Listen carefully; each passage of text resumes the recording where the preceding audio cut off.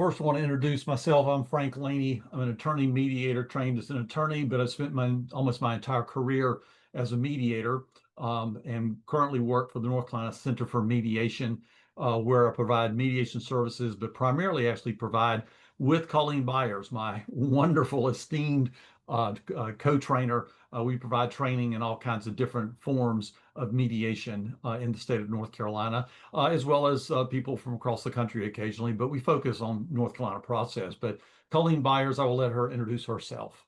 Thank you so much. Glad to be back with you all. I was a litigator for over a decade, and now I am a full-time mediator and trainer based in North Carolina. As you all know and have heard stories before, I did trust, estate, and fiduciary litigation, as well as some commercial litigation. And we're happy to be here talking today about negotiation, particularly in the context of lawyer to lawyer negotiating that will help you on behalf of your clients.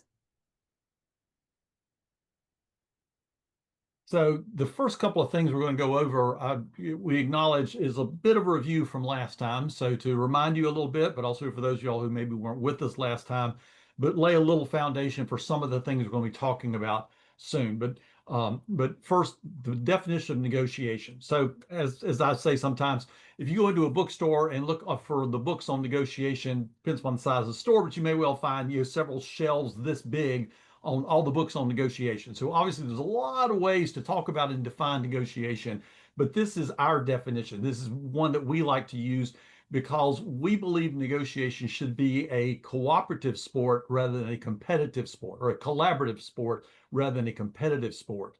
And so with that in mind, negotiation is an interaction or communication between two or more people with the intent of modifying the other's behavior, other person or others. Sometimes there's more than one person on the other side. In other words, persuading the people on the other side of the conversation, the table, the phone, wherever they are, persuading people to do something they would not ordinarily have done. So my goal in negotiating with Colleen is to get her to do what I want her to do. We're trying to figure out when to have training next year. There are certain days that are good for me, certain days that are bad for me. And so I'm trying to persuade her to accept the dates that are good for me on my calendar, but we need to be cooperative because they also need to be good on her calendar, because she's not going to accept what I say just because I like it. I mean, she likes me as a person. She thinks I'm a nice guy, but she's not just going to cave in on things that her family needs because Frank's a nice guy. No, there are things that she needs as well. So I need to meet her needs, but I'm trying to persuade her to do something she wouldn't ordinarily do. And so let me unpack that a little bit for lawyers. When we're negotiating, when I'm negotiating a car wreck on behalf of my client, my goal is to get the insurance company to write a check for much larger than they would normally do. The insurance company would normally write a check for $10,000, $20,000 and say, okay, in exchange for this relatively small amount of money, we want you to sign a waiver and release of our client. And I'm saying, no, no, no, no, no. My client had a broken leg, spent time in the hospital, lost wages, spent a lot of time in recovery. $20,000 is simply not going to cut it. We need $100,000. So I'm trying to persuade the insurance company to write a check for $100,000. They're trying to persuade me to accept a check of $20,000. So that's what's happening in negotiation. Each of us trying to persuade the other person. And by the way, one of the things that we believe is not effective is intimidation or bullying or something like that. Threatening the other side. If you don't do what I tell you to do, we will punch you in the face. And we not literally, we can't get away with that literally in our society, but metaphorically, people try to do that all the time. And to be honest, we just don't find that to be an effective style. It may get you what you want today, but one of the problems with that is you will not have return business. In other words, the next time somebody wants to deal with you, they will come ready with their own punch you back in the face methodology, or they simply refuse to deal with you and won't deal with you and your client. So next.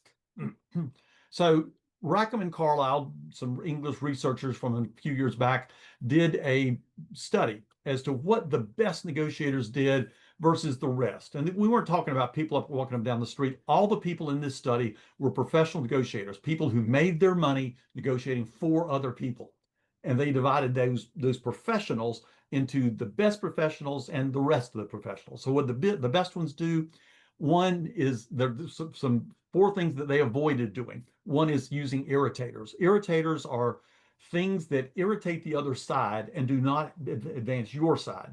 So, like for example, if I were to tell Colleen, Colleen, we've been negotiating for a while. I'm going to say, Colleen, tell you what, let's just cut to the bottom line. I'm going to give you a very fair offer, something you really should consider. I'm going to give you a new offer, and hopefully this will do it. And so by telling her it's a very fair offer, it's a generous offer, or something like that, I am irritating her. For one thing, she does not believe me. The fact that I'm now telling her in the middle of a negotiation that my new offer is suddenly very generous and very fair, and also maybe this is my bottom line, she's not necessarily going to believe that either. And so it's irritating that she thinks I'm just blowing smoke up her skirt, excuse my French, but and it also is not persuasive. She doesn't believe it. It's irritating, and so it's best not to do it. So don't spend a lot of time trying to convince somebody else that what I'm about to offer you is a really, really good offer. They're not going to believe it, and it's not helpful. Immediate counterproposal. So Colleen gives me an offer, and my immediate response is not yes, no, or anything, is just to say, well, tell you what, she says, okay, we can pay you $10,000. And so my immediate response is, we'll take 30,000. And the problem with that is it's mainly psychological, several different things. One is, did I really hear what she had to say? And so she's concerned that maybe I wasn't listening, because as soon as she got the $10,000 out of her mouth, I said 30,000. So I must have been thinking about what I'm going to say while she was talking and not really listening to her. So her gut feeling is that I'm not paying attention, I'm not listening to her, and maybe she needs to talk about all that stuff she just talked about all over again, which is a waste of time. So it's irritating if I do that, and also it leads to confusion as to when we continue to negotiate. Are we talking about my 30,000 or her 10,000, or what offer is on the table? What are we talking about? So instead of an immediate counterproposal, we'll have some information later is what's better. But to immediately make a counterproposal is not effective and is in fact irritating. Attack defense spirals. So I'd say to Colleen, this is an offer that you really need to consider. And I think that, you will, and considering that, I've been around the block a while and you're just, youngish young lady, I think that you should take this seriously and go talk to your client about it. So I have attacked her, maybe in a gentle way, but I've attacked her. So I've now demeaned her. You're just a woman and you're kind of young and you're not used to all this. And so how does she respond? She's going to attack back. So ignore the numbers we're talking about. We're now attacking each other personally. And so she then does something that I don't like. So what am I going to do? My goal now is to teach her a lesson. Teach her that I'm not going to put up with that. She needs to understand how to whatever. So I attack her back. And so the numbers get smaller, and sort of the movement gets smaller and smaller, because, she thinks that I'm going to respond to her move of $5,000. I'll give her a move of $1,000. Oh, he gave me a move only $1,000. I'll move $500 in this $1 million case. You're going to never ever settle the case if we're moving $1,000 at a time. But that's what attack defense spirals do. We let our emotions get involved. We then start dealing emotionally, and so people stop paying attention to what they're negotiating on and start paying attention to the person on the other side. Argument dilution. Argument dilution is where most of us sort of think about arguments as being like stacking coins on a scale. The more coins that I have, the better, I'm going to win. My scale is going to go down and yours goes up and you lose. But the problem with argument, with doing this with arguments, to say, okay, Colleen, you should accept my offer because of 1 and 2 and 3, and by the way, 4 as well as 5. So I lay out 5 reasons. She can't argue against all 5 reasons, can she? Well, no. What she actually does is she ignores 1, 2, and 3, which are actually pretty good arguments. Attacks number 5, which is pretty weak, was sort of there as a throwaway, and dismisses it. Maybe addresses number 4 as well a little bit, and then basically ignores 1, 2, and 3. And I go, well, what about 1, 2, 3? She says, oh, we've already talked about all that stuff. We need to move on to something new. So by putting out too many arguments at one time as to why your offer is a good idea, it dilutes it by allowing her to attack the weaker ones and dilutes the strength of the stronger ones. Some things that the best negotiators used. One is behavior labeling.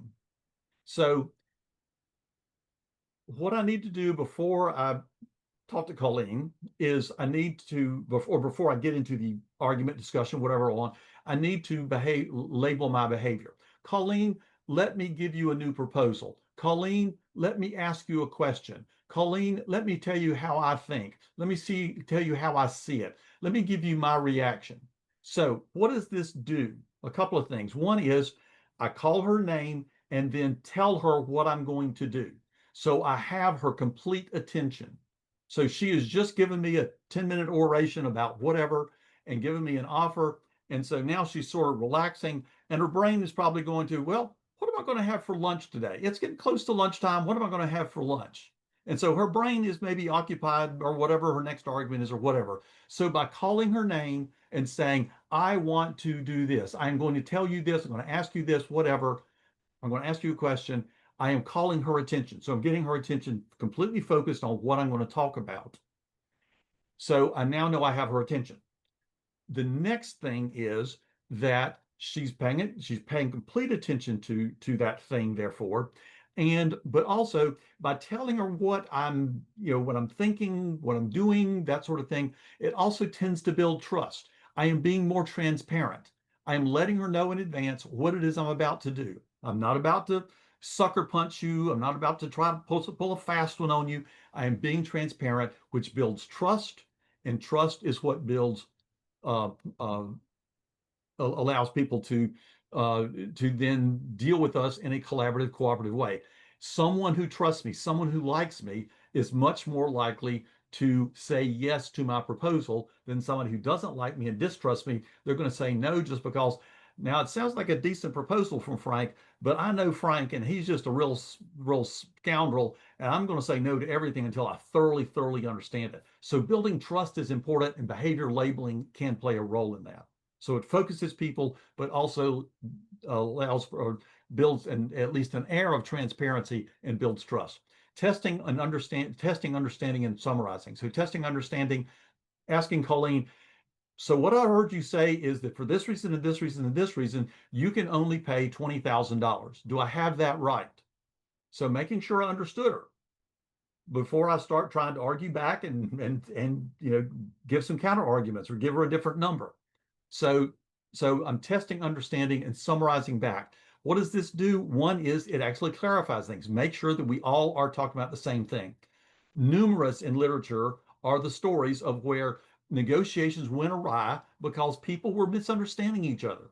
Probably one of the most famous ones is in the first chapter of Getting to Yes by Fisher and Urey, where the 20, 30 years later, the Russians and Americans realized that in the early 60s, they could have had a nuclear arms limitation treaty, but the problem was they misunderstood what each side meant by the same word.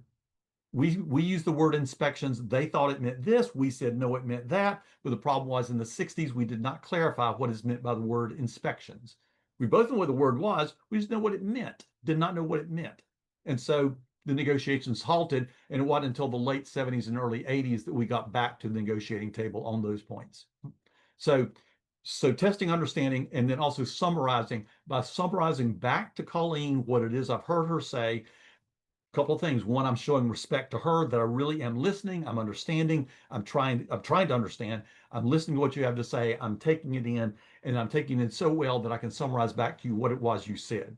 So it's showing respect, clarifying communication, and also making her feel like she's been heard. If she feels like she's never being heard, then she's once again less likely to trust me and reach an agreement. Seeking information. This is me asking questions, preferably open-ended questions. So seeking information, trying to get information about what she wants, what she needs, because once again, I need her to say yes to my proposal. The only way I'm going to get to her saying yes is if she's getting something out of it, and she gets something out of it only if I understand what her wants and needs are. Fourth is giving internal information, sort of like behavior labeling. But this goes a little bit beyond what I'm going to do, but into giving internal information. Colleen, I'm feeling very comfortable about this, and I think we're about to reach a deal. We got some places to go, some dishes, but I think we're getting there. What does that do? It makes her feel confident that we're going forward, and if she's getting a little frustrated, she's going to hang in there a little longer because she can see that I see there's a deal. Colleen, I'm concerned that we're way far apart. I really want to try to get a deal done today, but we're just not along. We're way far apart, and we need to both make some real movement if we're going to get a deal done today. So that's internal information, letting her know what I think and what I feel, not new information about the case, about, why my number's right or what her number is or anything like that, but how I'm feeling about it. So once again, what does this do? It builds trust because I appear to be transparent. So Colleen thinks that she is sort of looking behind the screen with me and understanding where I'm coming from. And so it causes her to trust me and feel like she can deal with me, and that we can get and I can therefore get a deal that is a little bit more in my favor, or gives me more of what I need, because she's trusting me that I'm not trying to pull a fast one. Therefore, she's not trying to grab every penny off the table, because she sees that we're getting somewhere. So giving internal information, giving sort of an evaluation as to how I see things. Those are four important things. So there are several effective habits of effective negotiators. We're going to talk about three today. One is that they prepare. Two is they build trust and rapport. Already talked a little bit about that. And three is they manage emotions. So, Colleen, I think you're going to take it over from here, right? Yes. So we did that recap of the science of the negotiation so that we can now talk to you about some of the tools and the strategies that we recommend for you to be able to implement some of the science covered in the research. So the first one is preparing. I think we all intellectually know how important it is to prepare for a negotiation, but whether we actually do sufficiently prepare or not, is an open is an open question. And remember, it's really helpful to prepare yourself as well as your client if they're coming to the negotiation with you. Um, so a few suggestions for how to do that. I want to talk about what I call clearing the runway, working with neurobiology, and being sure that we identify clear goals in advance of the negotiation. So first, with regard to clearing the runway, preparing yourself and the space that you're in, if you can, if you're the host or if you're able to manage the space that you're in. So managing the physical space and also managing your headspace and your client's headspace. To the extent that you can manage the physical space, like minimizing distractions of the phone ringing or cell phones, it's great to do that. Often I will lead with myself and I'll say, this conversation is really important to me, so I've made sure to silence my phone. Or I won't even have my phone out on the table or something, right? Would you be willing to do the same? To the extent that you can try to be facing the problem instead of facing each other. It can be helpful if you manage the space to have a round table instead of a rectangular one or a square one. I know that rectangular and square are the norm in law offices, but if we can help try to not be diametrically opposed physically when we sit directly across from each other, it furthers this metaphor that we're facing off against each other instead of sitting shoulder to shoulder against the problem and jointly problem solving. And then in terms of managing your headspace, it's also really important to sort of clear the runway and take care of distractions that may come into your head so that you can really focus and be present in the negotiation and in the discussion. For me, I like to make sure that I don't stack my calendar so I don't have any time between appointments. So if you know you're going to have a phone call with opposing counsel and you think it's going to include some negotiation, perhaps if you're able to manage your calendar such that you have 15 minutes where it's not scheduled, there's no client meeting, there's no other meeting that you're racing from to get to that meeting, it might help you sort of clear your mind, have your main points that you want to address, and help you be less stressed and a little bit more patient heading into that conversation. The second piece of preparation is working with neurobiology and not against it. And this is directly related to Rackham and Carlisle's avoiding that attack defend spiral. I like to think of it as the conflict loop. I'm sure there's lots of different ways to think about it, but I like to think about if Frank personally attacks me, that's the stimuli. I perceive that as a threat to something, to my identity, to something important to me. And then I fight back. So I'm going to defend back against that. And then when I lob that personal attack that is my defense back to Frank, that's actually then the stimuli for him to perceive as a threat and defend. And then we get stuck in this conflict loop, or as Rackham and Carlisle would put it, attack and defend spiral. And we're not focused on the problem. We're no longer negotiating the problem. We're now attacking each other, and it's devolving, and we're getting off track. So we need to be aware that neurobiologically, we are primed and wired to perceive stimuli as threats and to naturally defend against them.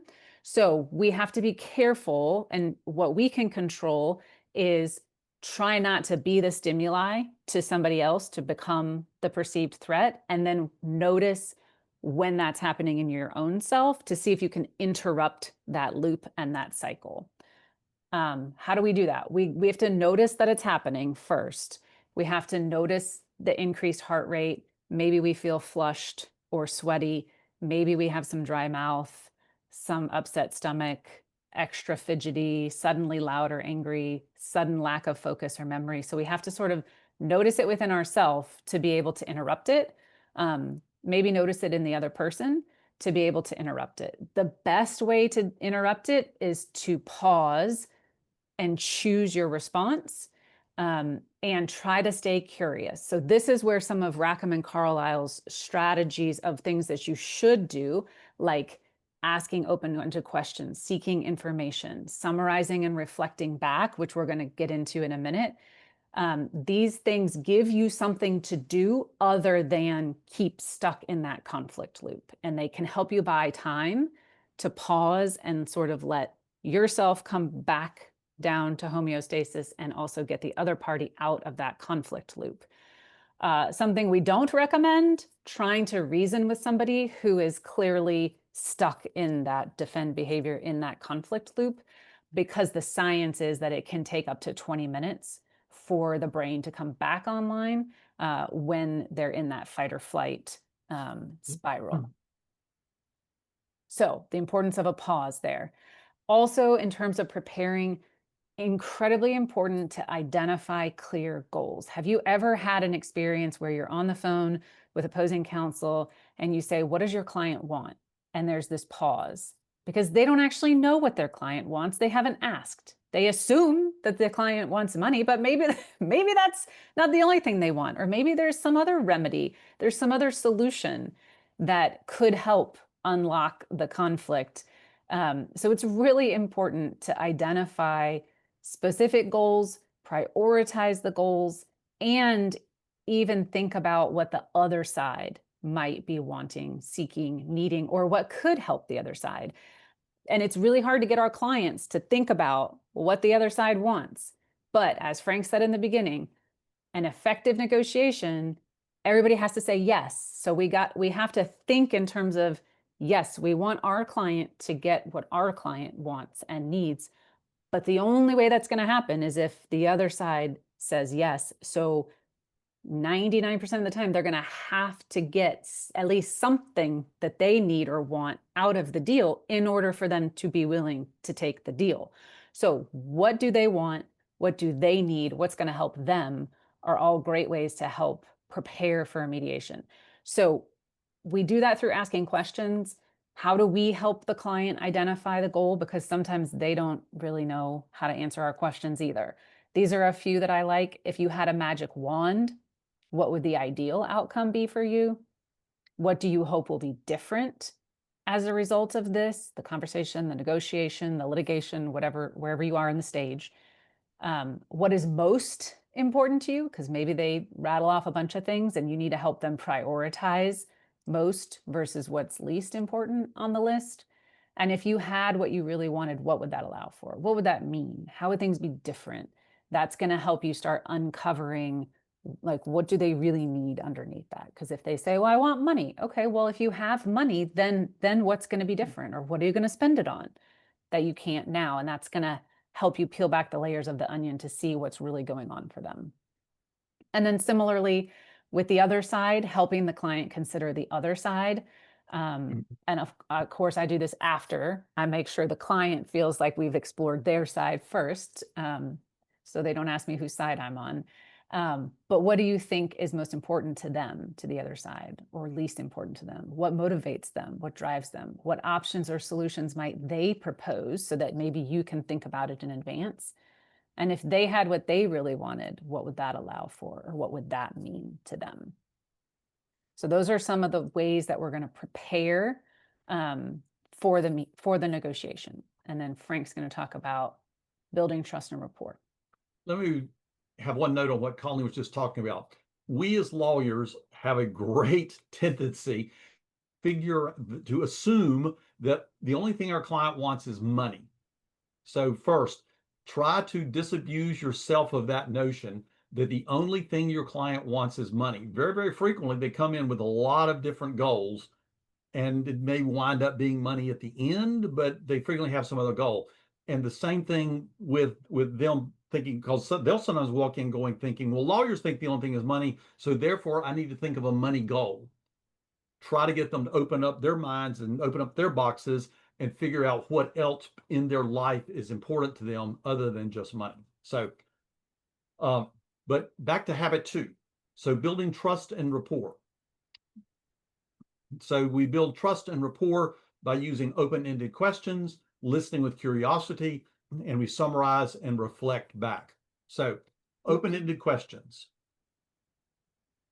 Open-ended questions are not, don't start with did or do. Did you do this? Do you do that? Because those lead to what kind of an answer? Yes or no. So most everybody on this phone call are lawyers. And so in law school, what were we supposed to ask in an examination of a client, of a witness? We're supposed to ask open-ended questions that lead the witness to tell a story. What are we not supposed to do? Except for in cross-examination, we're not supposed to ask closed-ended questions, which answer yes or no. So the same thing in negotiation. How do people feel about being cross-examined? Usually not very good. That's not normally a great feeling. And so if you cross-examine the person on the other side in a negotiation, they will feel like you're trying to control them and you're not listening to them. So do not use do and did questions. Do not use questions where the answer is going to be yes or no, or questions that suggest the answer. Where in the question, you're telling them what the answer is supposed to be. These have a tendency to cut off or limit conversation. And as we're going to see in just a minute, one of the things we want to do is gather information. We don't gather information by telling people what the answer to the question is that we want them to give to us, because we're simply telling what we already know. We're not learning anything. So what do? We start with how or what. We lead them to fill in the blank. So we ask them a question that has a fill in the blank response. On this day, what happened when you got to this intersection? I don't know. You tell me the story. Fill in the blank. It arises from curiosity. So I really don't know what you think or what you want or what your intentions are. So I ask you a question from curiosity and ask you to fill in the blank. Tell me what it is I need to understand. And also expands the conversation, allows the other side to go where they need to go to give you more information about the things that they need or are interested in, which once again, their wants and needs are something you need to meet. Not completely, but you need to meet them to a certain extent. Otherwise, they will never say yes to your proposal. And the only way to get there is to expand the conversation into what they want to talk about, not just what I want to talk about. So benefits of open-ended questions: demonstrate genuine interest. Once again, Colleen thinks I like her, that I admire her. I'm interested in what she thinks and says. So it starts building rapport because I have a genuine interest in her. It also uncovers new information. Since I don't know what the answer is, I can't give her the answer, so she's gonna have to give me her own answer and give me new information. It also dodges defensiveness. If I try to give her, nail Colleen with a particular question, she's going to start getting defensive, about, well, I've got to avoid that question. I've got to be very careful how I answer it. But if I give her an open-ended question, she knows she can go wherever she wants to and will not be defensive about it. It empowers the problem solver in the other person. So I empower her to come up with and think of new ideas that maybe neither one of us have ever thought of, neither one of us have ever thought about how we can jointly solve this problem. And also it can buy time because while Colleen is telling her story, giving me this valuable information, also part of my brain, because brains are very magical and wonderful things that can do several things at one time, but allows me to start thinking about what I want to do and where I want to go and what I need to get done. So tips for asking better questions. Ask one question at a time. I'll be honest and say this is something that's a pet peeve of mine, of newspaper or of TV reporters. See reporters in a press conference, and they ask at least two, if not three questions. And what happens? The person who's answering the question answers whichever one they want to and ignores the other ones. And also, it just confuses the subject. So if I ask Colleen several questions, well, which one she's supposed to answer and how she would, and so by asking one at a time, I'm showing a sincere interest in what she has to say, but also leaving it up to her to tell the story the way she wants to, rather than try to manipulate it by asking her several questions. And then allow time for the answer. There's no point in asking a question if you're not going to listen to the answer. So you need to listen to the answer. And how do you listen? You listen well enough that you can reflect back to her. So, Colleen, this is what I understood you to be saying. Is that right? Get comfortable with silence, because sometimes silence is golden. I have found that when I'm not sure where we're headed, that the best thing for me to do is to simply be silent and let the other side give me some information, give me something that I did not know or understand. Could you tell me more about that? So that's one way of asking a question, better question. So delve a little deeper. Colleen has told me something. I reflect back. She says that's right. Okay, let's go a little deeper. Tell me a little bit more about that. So these are all better ways of handling questions. Also, listen with curiosity. Let Colleen know that I genuinely am curious about what they're feeling, what she's feeling, what she or her client needs, what's important to them, what do they value, what's important, but also what's of value, also things that they don't want or they don't value, things that I think maybe are important, but they don't think are important. And also the most important thing is, where's the common ground? Coming into this, what are the things that we agree upon? Colleen and I agree upon we both want to do training next year. What's important is which days we do it and what do I value, coming up with a solution to her as to which days next year we are going to do training so that she has time with her family, I have time with my family, and we don't have conflict. But the common ground is we both love to train. We both want to do more of it. So part of this is summarizing and reflecting back. It's a loop of communication. So what is the other person saying or feeling? So I'll restate it back in their words. So what I hear you saying is, and I summarize it back to them. Then reflect the emotion. So it sounds to me like you're feeling a particular way. So the reflecting back of the information, generally what I'll do is I'll go a loop. So Colleen, did I understand that? And hopefully she'll say yes. And so then I can go to new information. So I can say, well, Colleen, it sounds to me, based upon my understanding of the information, that you're feeling frustrated, angry, ignored, dissatisfied, whatever I feel her emotion is. And I get valuable information because one, she will, if I'm right, she'll affirm it and then explain further why she feels that way. Valuable information. Or if I'm wrong, she'll correct me and say, no, I don't feel frustrated. I'm angry. I'm pissed, which is also valuable information. It's something I did not know. But we will start talking about how she's feeling. So just like I was saying in revealing my own thoughts, yeah, I'm feeling kind of frustrated about this negotiation. I feel like we're not making good progress. I feel like we are making good progress. I feel like we have some things that are in common, but some things we still need to work on. So I'm letting her see behind my screen. In the same way, I'm now looking behind her screen by asking her how she's feeling about different things and getting her to reveal some of the things that she wants and needs, her interest, etc. So we're going to give a little demonstration. I'm going to play a client or a litigant and a plaintiff in particular case. And Colleen's going to discuss it with me. So Colleen, did you want to ask a question or do you want to just start or how do you want to start this? Yeah, so let's just give a tiny bit more context is that Okay. I recognize that this can feel uncomfortable for some lawyers who aren't used to doing this. And set aside the really important research of Rackham and Carlisle that says that the skilled negotiators do this a lot more frequently than the average negotiators.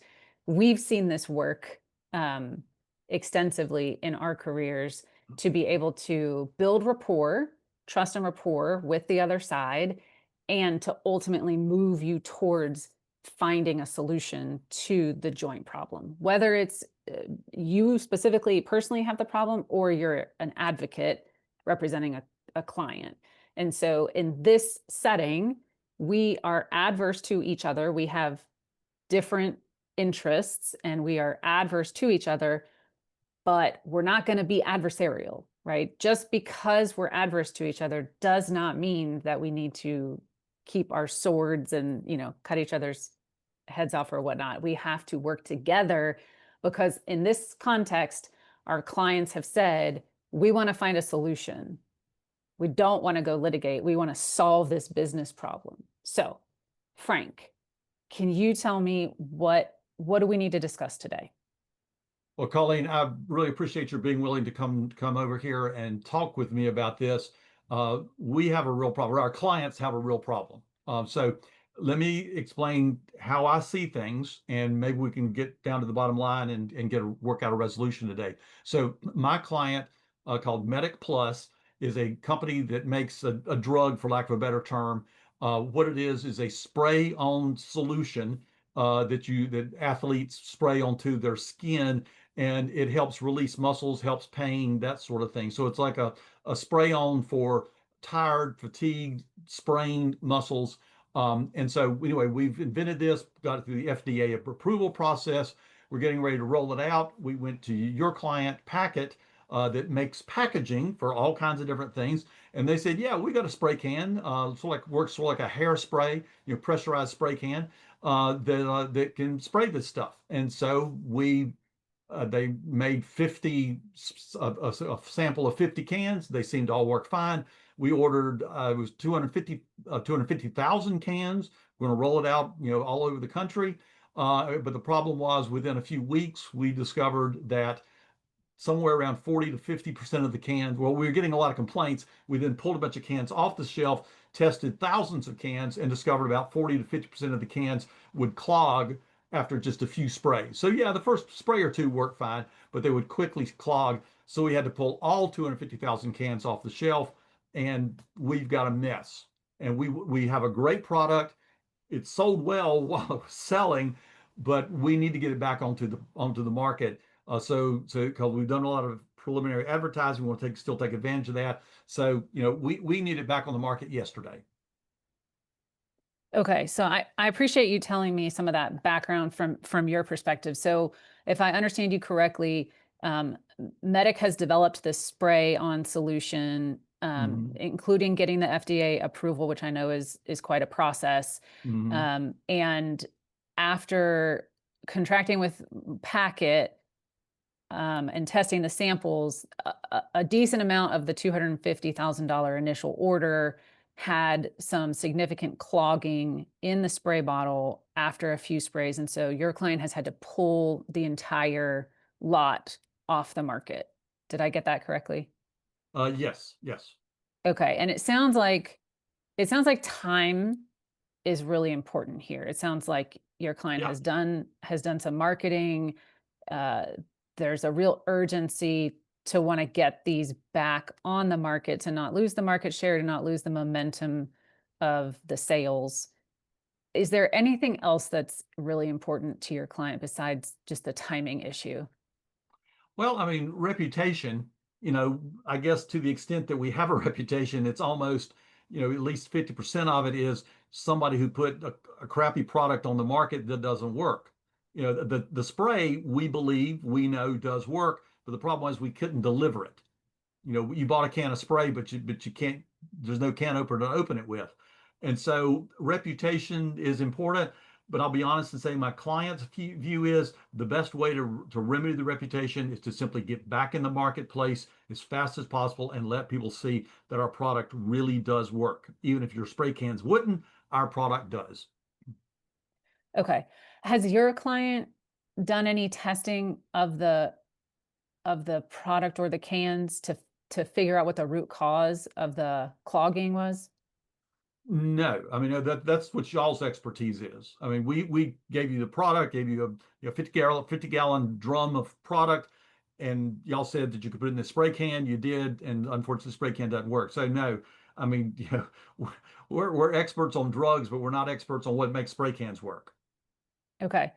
Um, do y'all have any knowledge if there was any changes made to the medicine between the samples and the initial batch? I know that there's been some discussion back and forth between our clients, engineers, and the people, not the chiefs necessarily, but the working people. That there were some allegations of that, but no, we would vigorously say that's impossible. With that, the FDA has approved a particular process, a recipe, to the detail exactly how this has to be made. That's what we do. That's what we follow. If we don't follow that, we're not only just putting out a bad product, we get in trouble with the FDA and we may lose any of the licenses that we have to do this sort of stuff. So no, being uniform and exact is extremely important in this industry. And so we have no reason to believe that there's anything different between any of the 50-gallon drums that we sent. The only thing that we can think of is that it's possible that there's settling. We've not experienced that, but then again, we haven't tested for that. And so it's possible that we shipped a drum to you, that are your people that sat there for a month and nobody used, and then maybe the top came off looking like one thing and the bottom came out looking like another. So, in any of any drums of solution like this need to be stirred at least occasionally, or made sure that they're uniform. And that's the only thing we can think that might make any difference is it possibly separated, but that would be while it was in your care, not in ours. Okay, so it sounds like there might be at least a separation or a mixing issue that needs to be looked into Yes. as part of the addressing this problem. Did Yeah, I get that was that right? not a protocol that was discussed previously. And so that probably will need to be part of the future protocol as to exactly how to mix, when to mix, how often to mix, that sort of stuff. Yes. Okay. Okay. And so if we're able to figure out the root cause to make sure that we don't replicate it again, what specifically is your client looking for to try to get back on the shelves as quickly as possible? Well, I mean, what we want on the shelf is our product. We're leery of putting it into a pressurized spray can again. That didn't work. And so if your client can do this with all possible speed, we're willing to give it one more try. And there, once again, has been negotiations, some information from your client to our client that somebody in your organization recommends a spray bottle, sort of like a window washer spray bottle. You pull the trigger like that, and not ideal, but I think that it's something that we could work, that we believe could work. And so if we could sort of redesign our packaging from a can to a bottle like that and apply the same colors and logos and that information, that sort of thing, and get that done quickly. I mean, like in the next couple of weeks, quickly. We can provide the medicine. The old medicine is trash. It's unfortunately it's sunk. However, we are short on cash, which I guess is another issue. They've gone through the FDA process, spent, over $250,000 getting this product on the market. So we need the best possible price. And was basically what we're looking for is no further investment on our part to get this thing back into the market.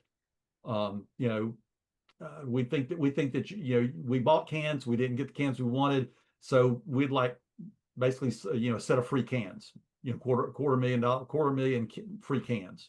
or bottles, excuse me, bottles, not cans. All right. So your client, just to make sure I understand you so I can communicate this back to my client, is Medic is looking for packet to, instead of pressurized spray cans, to provide enough of the plastic bottle sprays for the 250,000 unit order at no additional cost to Medic within 14 days, let's say. And if those turn out good, our promise is that we'll continue using you. We will form a relationship and we will hire you to continue putting our product on the market, if is assuming that those bottles work out well. All right. I will communicate with my client and get back with you. Thank you. Thank you. All right. So that was just a demonstration, because sometimes I find when I train, and also when I first started doing this, that it felt a little clunky to do it. And I was worried it was going to be too touchy-feely. And I hope you saw from that example that there was nothing touchy-feely about that. I was reflecting back what I heard, even letting him know that why I was doing it was to make sure I understand and so that I can communicate it back to my client, which obviously are two really important things that need to happen, and that he and his client have an interest in me getting right. And in doing that, I also gathered more information. I didn't know at first that the cash flow and the timing of the payments was important. And then also the other thing that came out at the end after building some trust and rapport was maybe future ongoing orders. So hopefully you could see the benefit of summarizing, reflecting back, asking open-ended questions. So consistent with Rackham and Carlisle's research, and then also applying it into tangible tools of how do we take Rackham and Carlisle's research and put it into practice. All right, and then moving on to the third piece that we're going to talk about today, and then we have more tools, 3 more tools to talk about in the next and last segment of our series, are how do we manage emotions? This comes up a lot in negotiations. We have a lot of fear around it, at least I do and did, and I know a lot of fellow colleagues who don't want to deal with emotions. There are no emotions at the negotiation table and they run from them. The reality is that we are human beings negotiating with other human beings, and so there's going to be emotions at the negotiation table. They may not always be ours, but certainly we need to be able to manage our emotions and the emotions that come up with the other parties who are at the negotiating table, and we need to do it effectively. So first, sort of understanding some of the things that cause emotions to escalate. When communication breaks down, when misunderstandings increase, that increases the likelihood of emotions escalating. Certainly, if others join in or take sides. So this can even be if 2 attorneys are on one side and 1 attorney's on the other, or there's 3 attorneys on one side and 2 on the other. It can feel like being ganged up on. So just be cognizant of that to the extent that you can control that. Or if nothing else, if you can talk in advance of letting everybody know who you anticipate being on the phone call or coming to the in-person meeting if you're negotiating in person, so that they don't feel blindsided or ganged up on. Sometimes when emotions are exposed, that can feel vulnerable to people, and that might escalate the emotional reactivity. Definitely if threats are perceived. This is why defend and attack spirals need to be managed and mitigated, because usually they will start feeling like personal threats and personal attacks that are going to just increase the emotions, decrease the reasoning and problem solving, and move you away from the negotiating table and trying to find a solution. And then how do we de-escalate emotions? Keep the lines of communication open, keep summarizing and reflecting back, because the more clearly we communicate and the more somebody else feels heard and understood, the less emotionally reactive or volatile they'll be. Focus on the problem as opposed to the party, right? Frank and I in our demo were not saying, your company or your client is awful, or your company or your client intentionally screwed us over. We were focusing on the business relationship and the problem of figuring out what happened and how do we get the product back on the shelves to sell, because then both sides win. If we in a business solution, ongoing relationship, generally if we can get it back on the market, then we're probably both going to have upside potential there. Anytime that there is a feeling of safety, security, this is why we try to build trust and rapport, the emotions are going to de-escalate. When we can focus on a prior good relationship as well as potential for a future ongoing good relationship, that can be helpful. And then when we want to move past the conflict towards a resolution.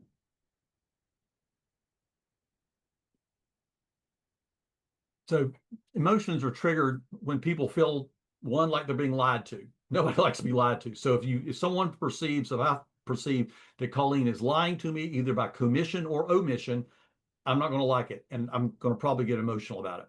Or one side feels like they're wasting my time.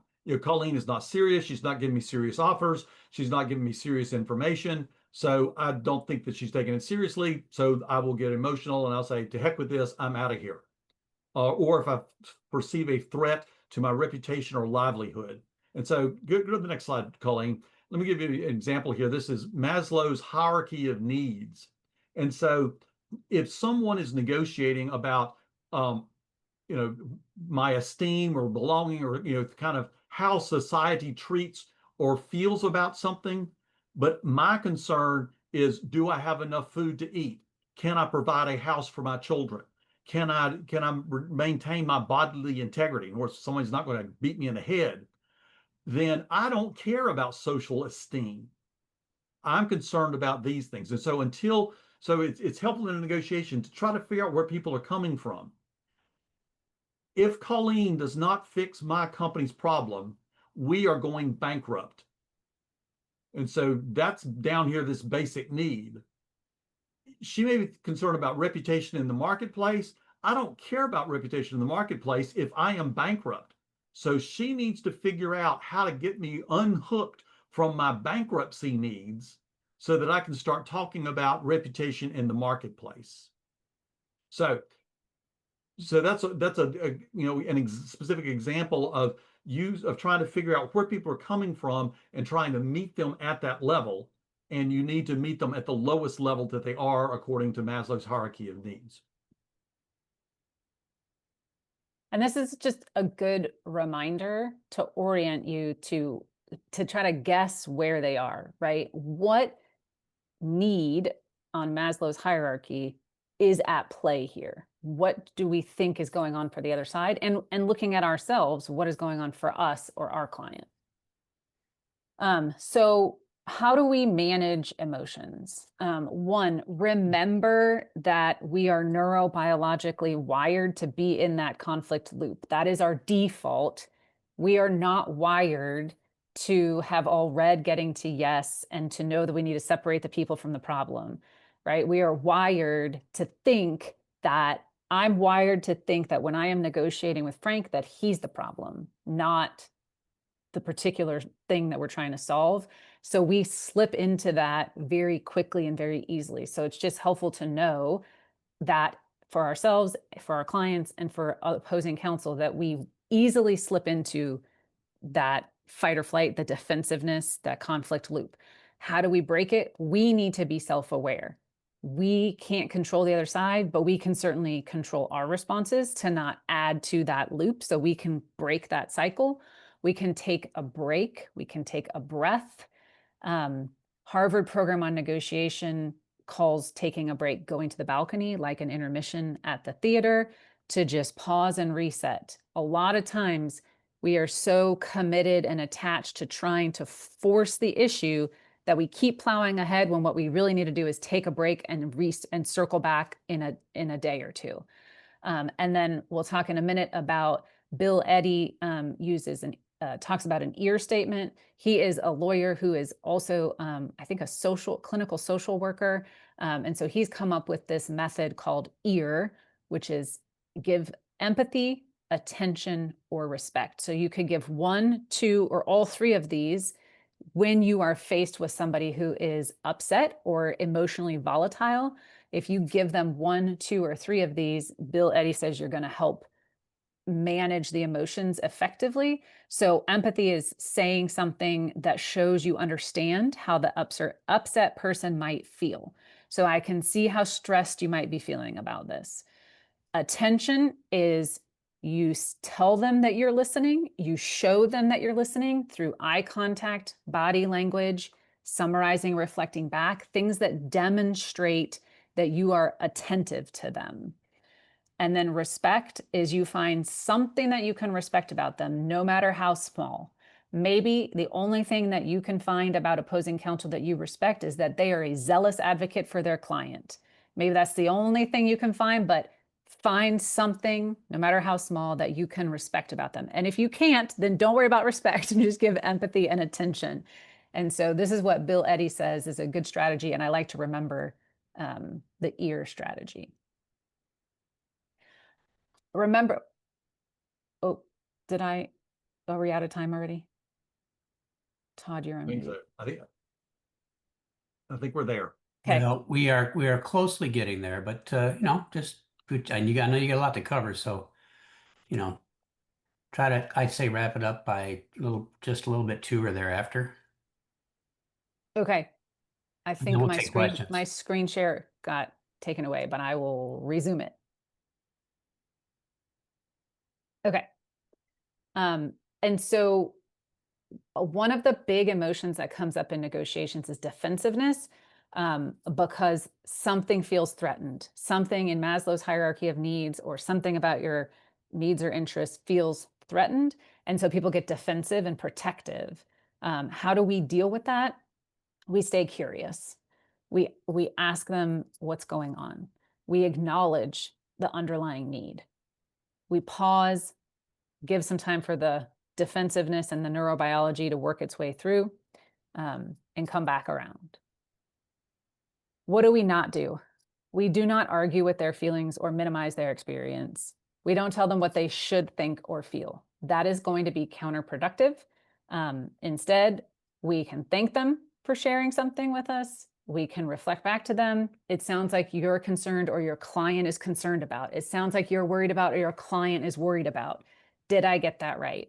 Saying that out loud can help them realize that that's actually what's going on and check for understanding and then ask them if they're willing to keep discussing it. Anytime that I can help give agency back to the other person and help them feel like they're in some amount of control, right? They get to say whether they want to stay in the conversation or not. Usually that can be helpful for helping them sort of recalibrate a little bit and building that trust and rapport between us.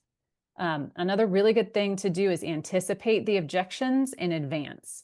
So this is sort of looping back around to preparing, but why shouldn't they agree with me or my client?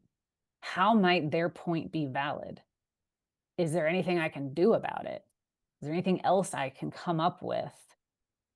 Acknowledge their concern, the feeling and the need or the interest underneath it, and then again, ask if they're willing to keep discussing it.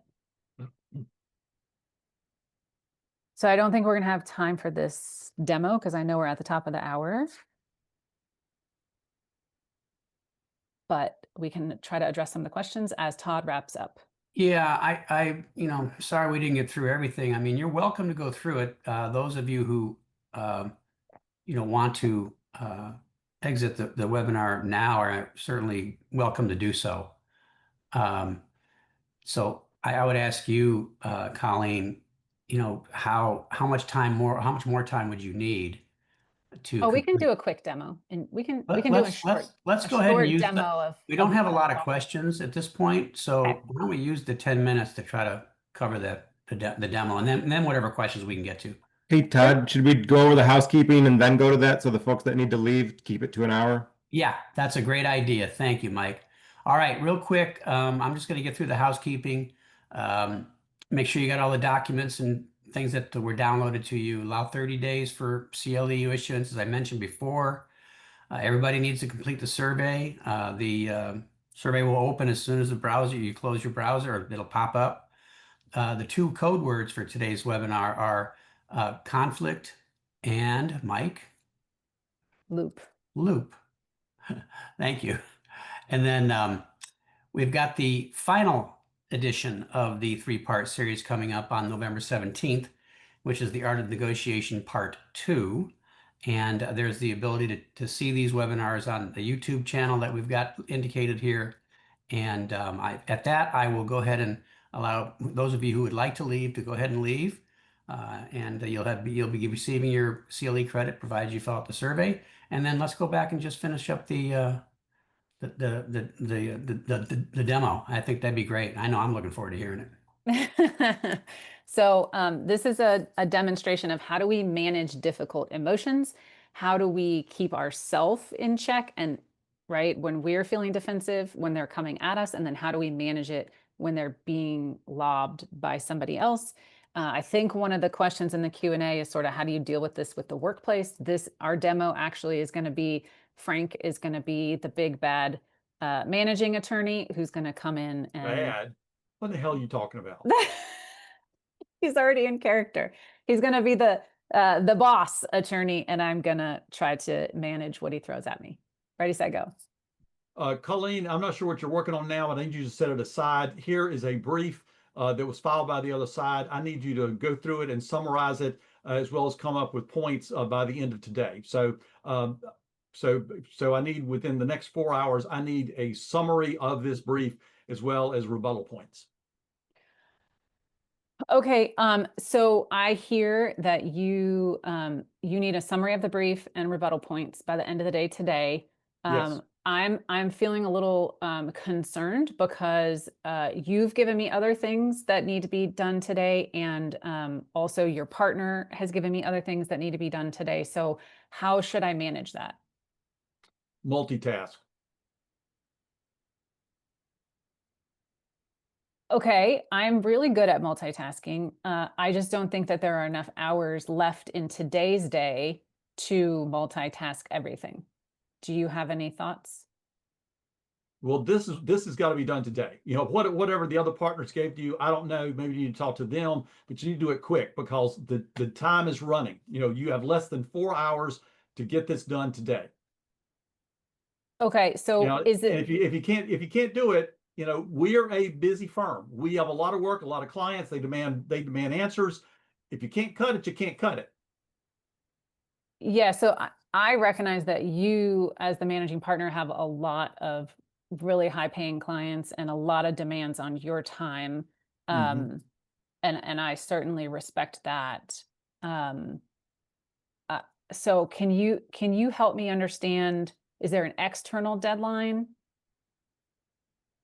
Oh, for well, this brief? I mean, well, the information that I need from you, I need to be able to process tomorrow so that, you know, by early next week, we can get together our brief. You know, we got a brief that's actually, I guess, is due late next week. It's like 10 days from now, we have to do another brief. But this is the first step. And I mean, we can't wait till next Thursday, you know, to start writing our brief. We need to start writing the brief in a couple of days. And the first step of that is you doing this analysis. So I need you to get it done. Mm-hmm. Mm-hmm. Can you or can't you? If you can't get it done, let me know. You know, I'll find somebody else who can, but you know, this goes into consideration as to, you know, evaluations at the end of the quarter. Mm-hmm. Certainly, yeah, I understand that. And I'm just trying to make sure that I meet your expectations as well as, you know, your partner's expectations. And he also had asked me to do a few things. So I recognize that this is a big client, and that you have a lot of responsibilities financially for how the firm does. Um, I'm wondering, do you think that you and the other partner and I could all sit down really briefly and just sort of triage, you know, what I should prioritize for the next 4 hours today versus what I could prioritize for tomorrow? Can you get it done in 5 minutes? Absolutely. Okay. Yeah, you know, not a terrible idea. We're sort of wasting time in my view, but yeah, I've got, you know, 5 minutes that we can talk about. You know, I'll be honest, I don't remember exactly what it was I gave you 2 days ago to have be done by, you know, Monday afternoon, but at the end of the day. But you know, my guess is that those are things that probably be put off. But this one, you know, we also need to figure out exactly who's going to do the next steps in writing that brief. So do you have free time later this week, early next week, to work with me on, once you've done the taking apart of the old brief, to putting together a new brief? So do you think you have time on that? Maybe that's something we need to talk about. Yeah, that's a good point. And I certainly do. It's just today that's kind of jammed up with the deadline. So if we could extend any of things into tomorrow, and then also having continuity of the same person sort of looking at the responses as well as then writing the responsive brief, maybe makes sense.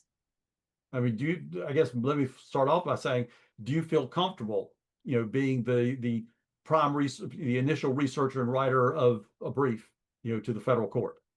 Yes, I do. Okay. And I appreciate your trusting me with that. Well, thank you, but I guess we'll see.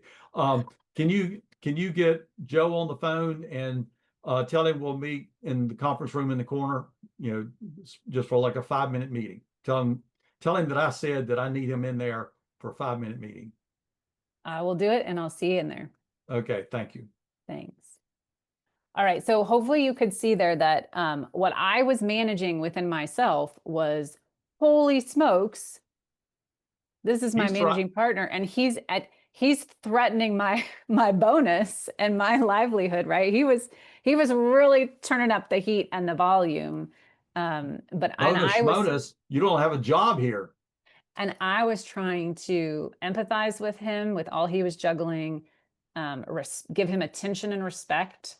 So I was trying to use ear, and also trying to sort of figure out in a gentle way, this is just a random deadline of today, right? There's nothing particularly driving this today deadline other than your own hair on fire. So those were some of the things that we were trying to demonstrate in that one. And I know one of the questions in the Q&A was something about work issue applications, specifically with work issues with partners of a firm. And the biggest things there are, you got to manage your own headspace so that you don't get into reactivity. And I really highly recommend Bill Eddy's EAR, Calming Upset People with EAR, how statements showing empathy, attention, and respect can quickly diffuse a conflict.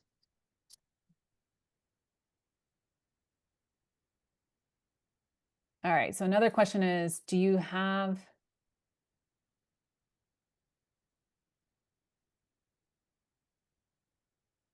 any tips for negotiating from the perspective of the plaintiff who wants to settle with the defendant rather than proceed with ongoing litigation? Specifically, what is a good starting point when reaching out to defendant's counsel?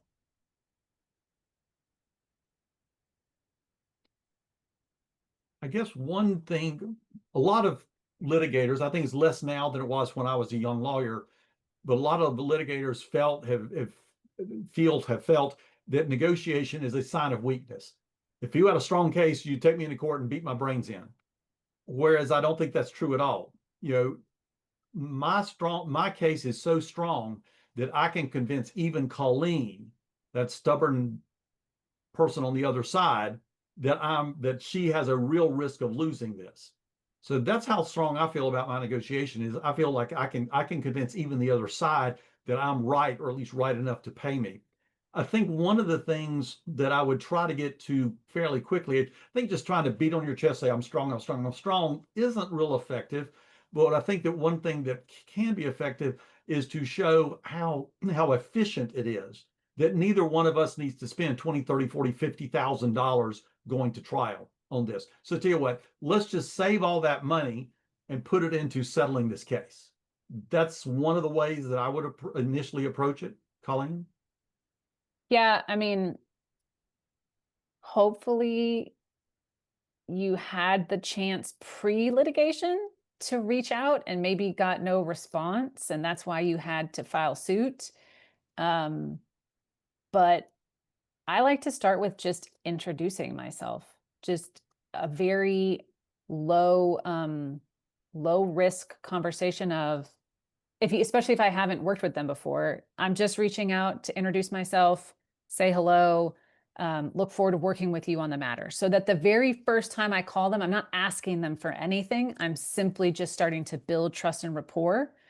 And then, you know, maybe a couple of weeks later, I might reach out and say what Frank said about just the efficiency and sort of like, hey, you know, we can certainly engage in discovery, but we might save each other and our clients a lot of time if we can sort of get down to brass tacks, and I can tell you what my client's looking for, and maybe you could tell me what your client's looking for. So again, I try to sort of build the trust and rapport, not ask for anything at the first conversation. And then especially if you have a strong case and you're willing to go first with the vulnerability, I find that you can get a lot of traction by sort of showing the cards that you are strategically willing to show first, because that encourages the other side to start showing you their cards.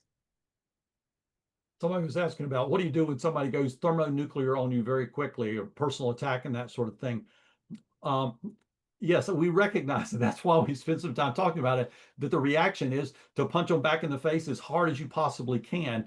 But what you need to do is, as they say in Getting to Yes and the sequels, take a break, get control of yourself, sort of like Kung Fu or Tai Chi or whatever. I'm not sure, you know, I'm not into that sort of stuff, so I don't know all the language, but try to center yourself and figure out what you're doing and take control of yourself, rather than simply allow them to punch your button. They know you're going to punch them back in the face. Well, guess what? They've got a shield that's going to come up. And so don't let them control your actions by simply getting under your skin. Control yourself, control your emotions, and say something, and you can acknowledge it. And what I like is naming the game. Wow, what you just said was pretty hurtful. Was there some reason? Did I say something that made you mad? Because normally I would think that somebody would scream back at somebody who said something like that. I don't think that's very productive. So, but let's talk about why you said that and what you're looking for out of me in this particular situation, and out of our relationship and in the ongoing negotiation. So I would name the game and sort of take it apart, and so the weapon is not weaponized anymore. Now it's just lumps of metal that you're looking at, figuring out how we got here or how that person got you here. Yeah, and what I'm about to say is really hard to do, but I have seen it done. I have a former partner who was just unflappable. He just always stayed calm and he never reacted. He never took the bait, and he became known for that. And then people stopped trying to bait him because they knew it would never work. And so I know that's hard to do, but consider just ignoring it.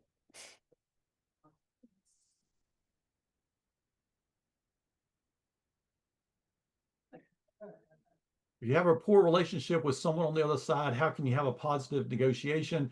Like, you know, Colleen was saying, you know, kind of find the one piece of, if not gold, at least valuable metal in the pile of sand, and polish that one thing. You know, acknowledge that their client has some points. Acknowledge that you're listening to them. Give them some attention. Maybe you don't like them. Maybe you don't agree with them.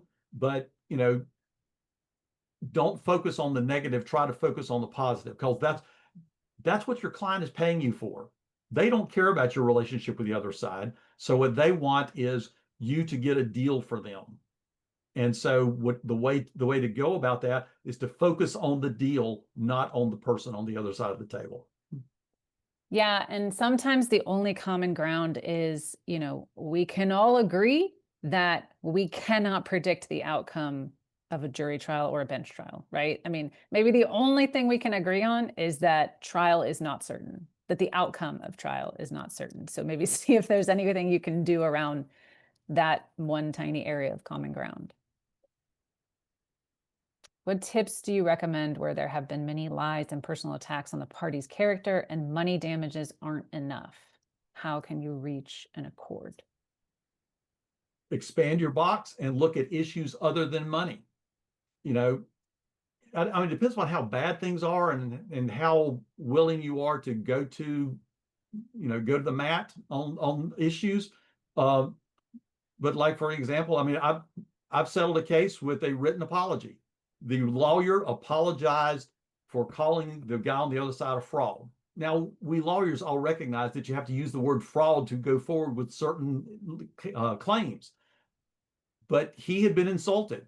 And that lawyer realized the deal that was about to come about was good enough for his client that he was willing to write on a piece of yellow pad, well, we'd negotiate confidentiality that's just between the two of them, and neither one's ever going to show it to anybody else. But he was willing to say, I'm sorry I called you a fraud. I apologize. Signed, Joe. So think outside the money box. Are there other things? If there's things other than money that are bothering you, then what are the other things that can help solve those issues?